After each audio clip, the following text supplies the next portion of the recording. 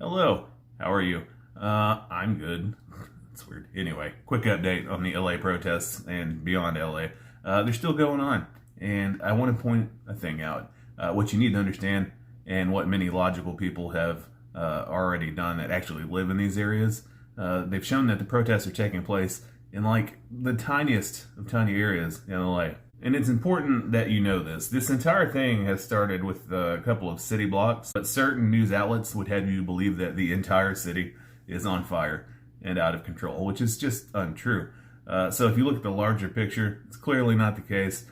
Playing the same clips of the same city blocks repeatedly means nothing. So this is all part of a preemptive narrative control for when, not if, but when the blowback starts happening from things like reporters being hit with less than lethal rounds. It'll be framed as law enforcement just doing their jobs, and it's already leaning that way, despite evidence to the contrary. Has the crowd instigated as well? Sure, I've also seen video to support those claims.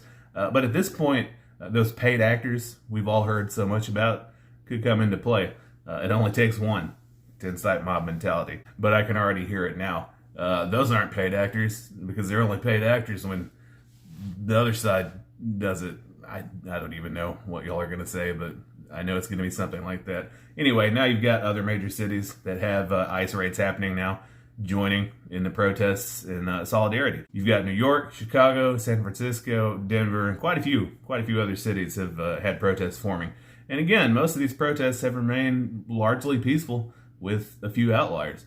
But unless you're the people directly involved in these incidents that are being reported, you're never really going to know the actual why and what happened of an escalation.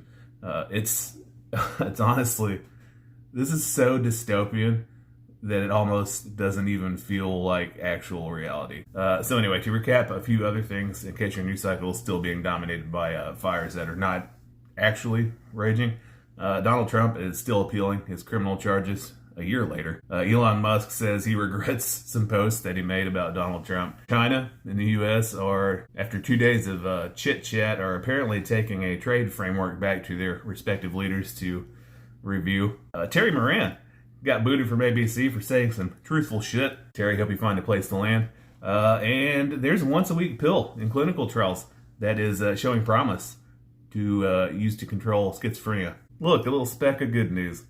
That's nice. It's day 141 in this series in which I asked myself, do I have to go to work today? And the answer is yes. I don't care. Here we go. Do I have to go to work today? No, but it's my last day of vacation.